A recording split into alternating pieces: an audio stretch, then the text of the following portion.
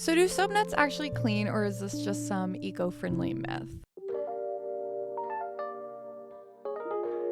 Soap nuts are native to India, Nepal, and other South and Southeastern Asian countries. These shells come from the soapberry trees. They're actually berries, not nuts. And when wet, they release natural saponins to create a natural, sustainable, and gentle cleanser that lathers. So they really do clean, and they really do produce a natural soap. When we make homemade soaps, what we're trying to do is release saponins. So when these nuts get wet, they release natural saponins. So let me show you how these work. First off, I recommend wearing gloves when formulating with soap nuts.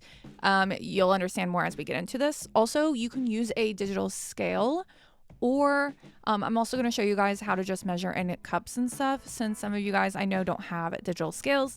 But if you want yours to be like consistent every single time, I do recommend weighing your ingredients to make sure your batch is the same every time. But if you don't really care about consistency, that's fine. You can just measure out in cups and stuff. Now, if you're trying to sell this stuff, again, make sure you keep it consistent. Use a scale, and also you want to make sure you are preserving this. We'll talk all about that in this video. So first off, I am measuring out my soap nuts. Here are the recipes I'm using. Over on the left side is the recipe in cups, and over on the right side is the recipe in grams. My formula is way more concentrated than I've seen others use. You can use different ratios. So whatever ratio you want, you can do 1 cup of soap nuts to like 6 cups I've seen some people do, but I really liked mine. I think the concentration was great, and I will show you guys all the detailed results.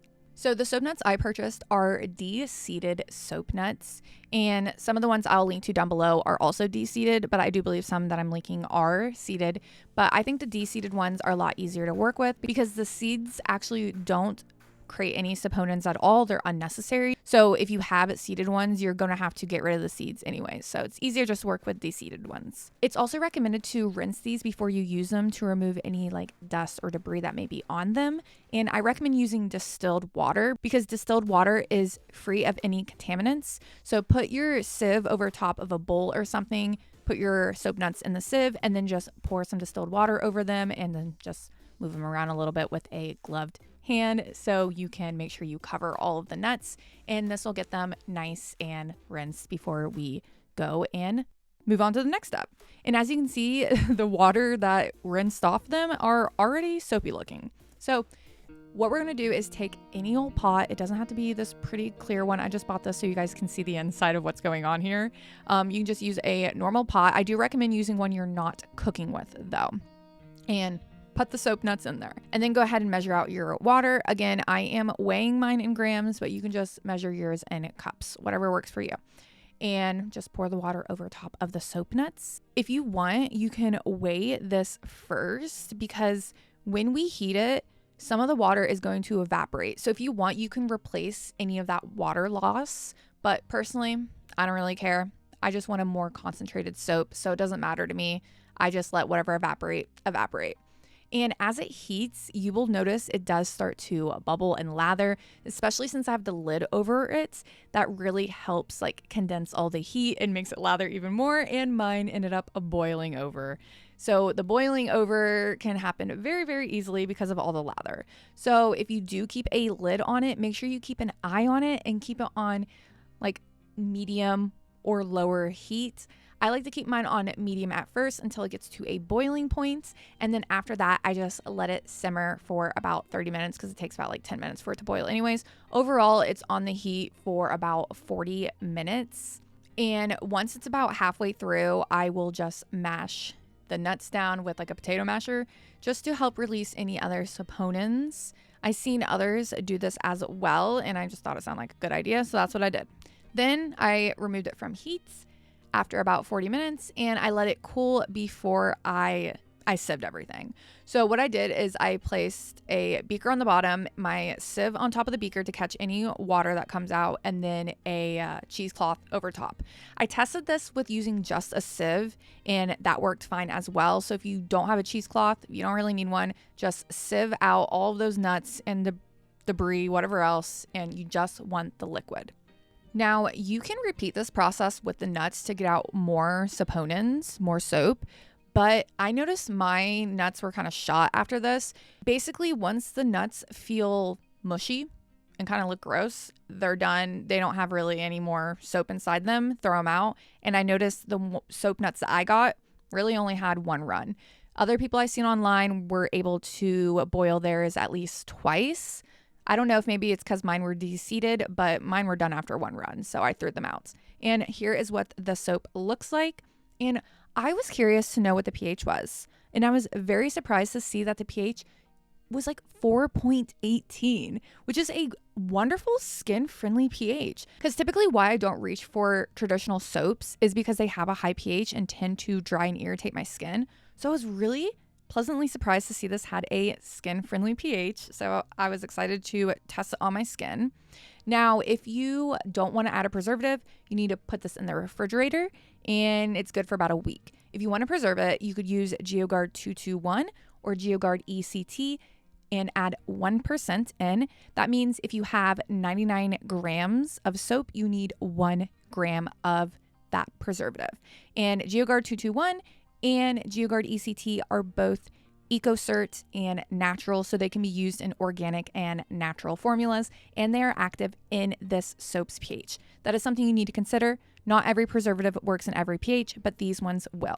Another thing you can do to avoid using a preservative is take an ice cube tray and just freeze the soap nut liquid base. And then whenever you want to take a shower and wash your body or your hair with it, then you just grab one of these cubes. I think this is a great idea for those of you who live in a hotter climate, or if it's just like summertime for you. Now, if it's colder where you are, this isn't going to be very pleasant because I did find it pretty cold on my hands as I was using it. But I did notice that it lathered more than using just the liquid itself, like pure. And I think it's because I'm using a pretty big block of soap as opposed to the liquid. When I'm using just the liquid itself, I'm using like 1 or 2 pumps. So I think that's why. Also, I tried it with a loofah, and honestly, I was really happy with the results of the loofah. This was probably my favorite way to use the soap nut base on its own, was in this ice cube form, lathering it up on a loofah. This is how I got the most lather out of it. On Patreon, I'm going to be showing you guys some other ways to use this base, and you do get better lather results, but we'll talk about that a little bit later in the video. But this worked great. Obviously, you can also use the liquid itself. Just make sure you preserve it. Just pour it in a pump bottle like this. Pretty messy using it just in its pure liquid state. It's hard to keep it in your hand, and for that reason, it doesn't lather up as much. This lather is not as pleasant as the ice cube technique, which is why I like the ice cube technique, because you get a lot more soap in your hand than you do with this. And even using the loofah, I did get more lather, but just not as much as I liked. I'm really trying to give you guys a real perspective on using the soap nut liquid, because I know a lot of people really love big lather bubbles, but the thing is you're just not going to get that with soap nuts. There is this technique you can do. Just pour a little bit of liquid in a container, like a little bit, because it will splash everywhere. But mix it with an immersion blender. Actually seen, I forget the name of the channel, but I'll put it right here on the screen. She did this and I thought it was cool and fun and I wanted to try it out. And this is my experience with it. So first off, you need to make sure you keep your hand over the beaker because it will splash everywhere. But just mix it for at least like a couple minutes. It did start hurting my arm, so I had to mix it for quite a while. But it ended up thickening the soap, and it made it so much easier to handle. So I'm like, oh my gosh, this is a great alternative to the liquid base. So I poured it in a jar. I was excited about it. It looked amazing. And here's an example of using it as a soap. Here's the thing is that since it's already like, this is essentially just lathered up soap. So it almost feels like I kind of am like rubbing nothing on my hands, which isn't the best experience, but I do like how much lather it is. So like mentally, I feel like I'm getting more cleaning, but not really. Overall, it looks better than using just the liquid itself, but very quickly it turns back to liquid. The next day, here it was liquid, but it's crazy to see how much liquid can lather up. Like it can produce so much lather. You just need to introduce a lot of air to it. So another great technique to using this is getting an airless pump. And this makes a great hand soap. I recommend if you're going to be using this as hand soap to preserve it because it's just going to be sitting out on your counter. All you got to do is fill up your airless pump bottle and there you go. Now you have a foaming hand soap that is a lot more pleasant to use than just a pure liquidy soap nut liquid that's going to be hard to keep in your hands. Now, again, this is the same experience as the last one I just showed you. It feels like I'm not really washing with anything, although I do, like my brain likes seeing the bubbles, but it doesn't really feel like anything is there. And then my hands are just left feeling like they just came out of water.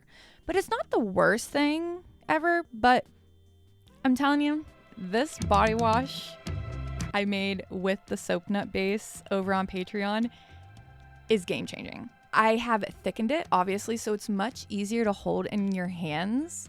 And somehow, since it's thickened, I think it condenses it more to have more product. It just lathers up so much better. Again, it's not the biggest lather in the world, so don't expect huge bubbles from them. But if you can get a lot of air into it, you will make big bubbles. Like this, the loofah makes lather up so much better. And it honestly does look comparable to like a traditional, like maybe more like of a natural body wash. Yeah, there are ways to make the soap nut liquid more pleasant to use. Like I also made a shampoo over on my Patreon using this soap nut liquid, and I introduced a cationic ingredient that adds conditioning effect that will also help condition your hair. So it's going to clean your hair, but also condition it. And it's thickened as well, so it's a lot easier to hold in your hand. And that conditioning ingredient in the shampoo adds so much slip. So it will make it a lot easier to get the product through your hair compared to just using the soap nut liquid itself. This shampoo lathered up pretty beautifully on my hair extension. I honestly didn't expect it to lather this well. I did use about 3 pumps, and after I rinsed it out and I brushed out my extension, look at how well this brushed out. These are bleach blonde extensions, so they're typically pretty hard to brush out, and they brush out so well. I didn't even use conditioner afterwards. I was actually really surprised by the results of the shampoo. Now, the last thing I did with the soap nut base is I made a scrub over on my Patreon. And with this scrub, I actually used pumice powder, which is from volcanic ash, I believe. And yeah, it makes a really nice, gentle scrub that's safe enough to use on your face. And of course, you can use it on your body as well, but it's not a very intense exfoliation. And it does create a slight lather as well. So this is another great way you can kind of like use the soap nut base liquid in other ways than just on its own, because on its own, it just doesn't make a very pleasant product. It's hard to hold in your hands. It doesn't lather very well. So honestly, I think you always need to take this liquid and kind of like step it up a little bit by like thickening it or adding some kind of ingredient to it. And of course, you got to add a preservative unless you just want to keep it in the fridge or freeze it. The ice cube tray method, I really like. Overall, I thought working with the soap nuts was really fun. Is it something I'm going to introduce into my everyday life? No, because I do like a lot of lather, and I honestly wasn't a big fan of the smell of these soap nuts. It really reminded me of like wine or mead. My boyfriend actually liked the smell of them, but I had a lot of fun working with them. I loved learning about them. And for those of you who are trying to look for like a truly natural way to clean, these soap nuts work pretty well. But when it comes to harder stains and things that are more harder to clean, the soap nuts might not do the job. I'm curious, have you tried soap nuts? What's your experience with them? What do you think of them? Let me know what else I should know about them in the comments. Hope you enjoyed. Talk to you later.